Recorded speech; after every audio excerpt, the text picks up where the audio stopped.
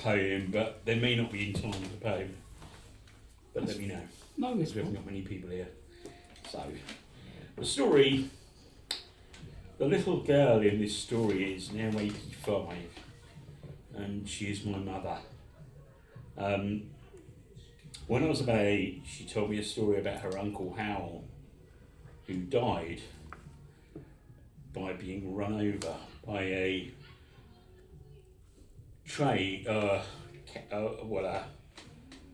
coal truck in a mine during the war. But this is really about how it affected her, how much she thought of him. It's not really about him dying, it's just about the effect of death and stuff, yeah? Mm-hmm. You are sat in the lounge of a small terraced house on the side of a hill in a valley deep in the South Wales coalfield. It is from this ground that the war effort is powered. Factories run on its energy. They are building the planes and ships of conflict. But men have to go underground in the depths and dig the black coal from the rock. It is hard, unpleasant, dangerous work, and the men work long hours to earn their pay. But our country is threatened.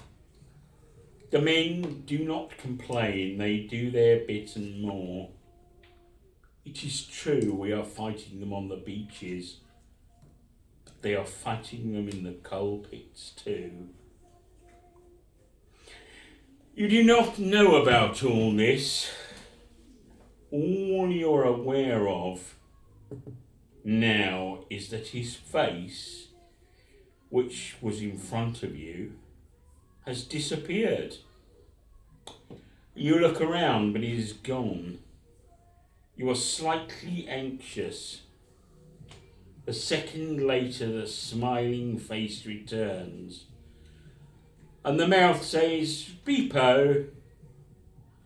The game continues, the face disappearing and reappearing.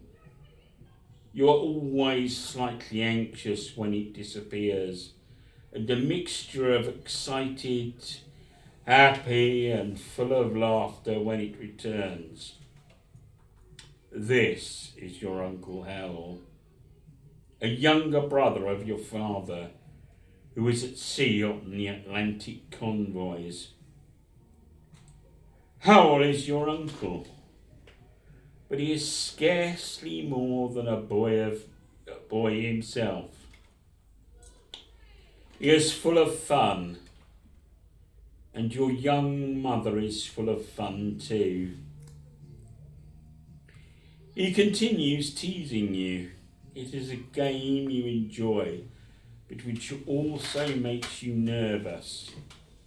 You squeal and you laugh with each cycle of the interaction.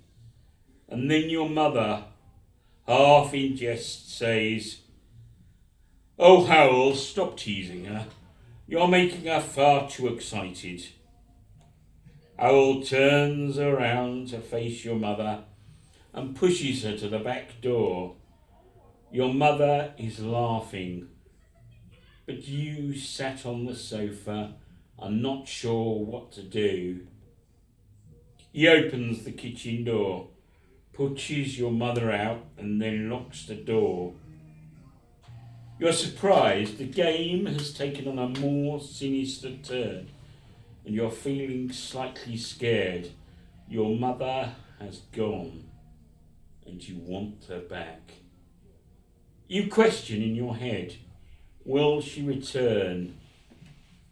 This young man with his fun and games, has he gone too far?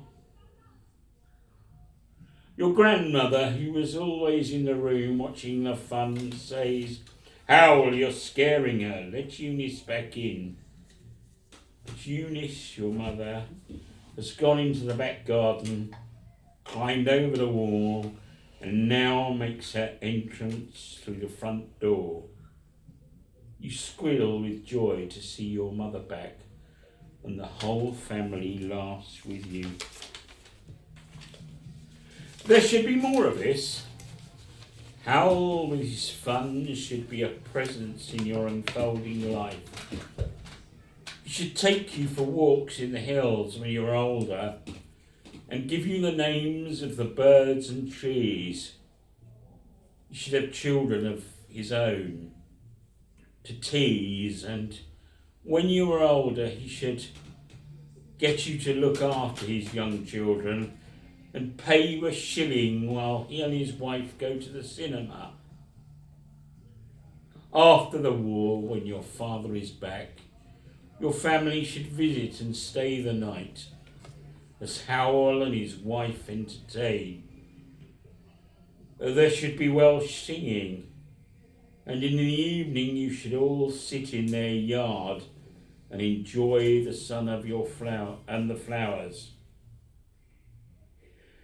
His family should, when war is over, visit your family in Barry, and both families should be together and take a bus to the sea and sit on the sand with ice cream, and there should be more teasing as you dip your toes in the sea, and later he and your father should discuss politics and their Welsh Quaker thoughts on the Bible over a glass of brandy.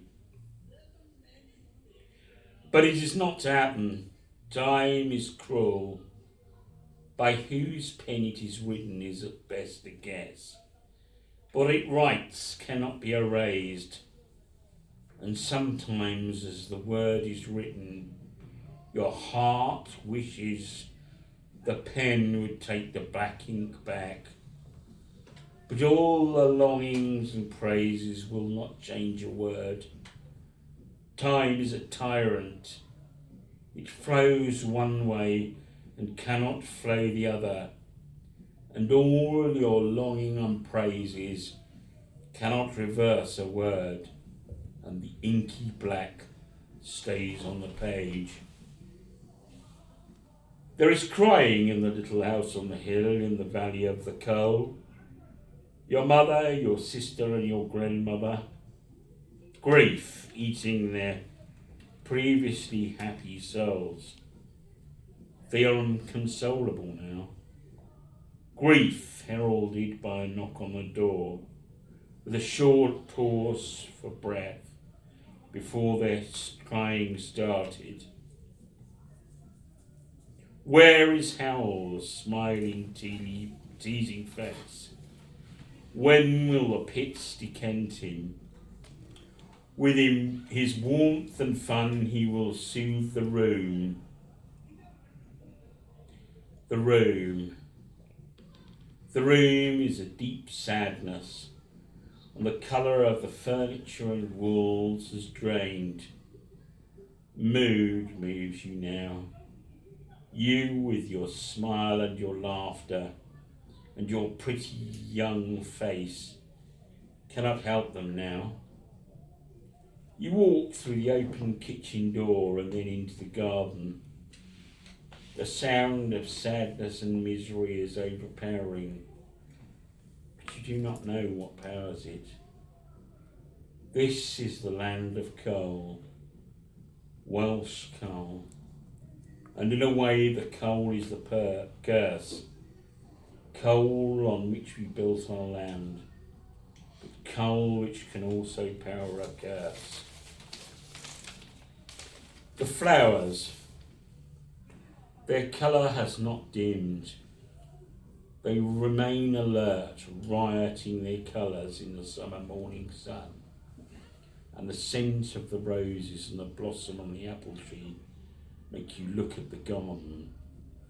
The vibrant shades, reds of furnace bright, and yellows of the flickering flame, and the orange marigolds smoothing in the morning light. Pansies reach up to kiss the sun, and their sunlit faces invite you in. The garden is perfection, life in bloom. You could not be happier, except that in the distance you can still see her sobbing from the room. Something has happened. It cannot be undone, and you know it will consume you.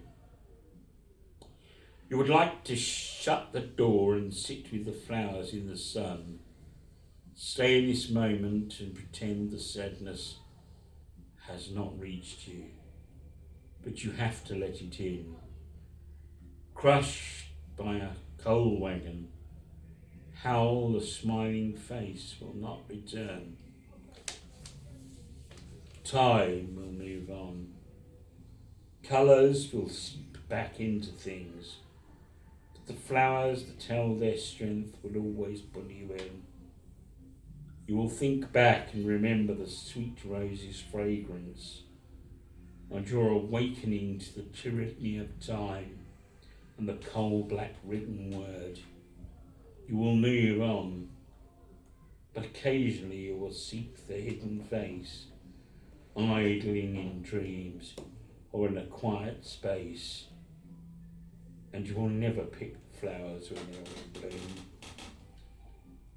There will be others who go with sadness and despair, and though you will know the words for what happened, you will feel the sadness just the same.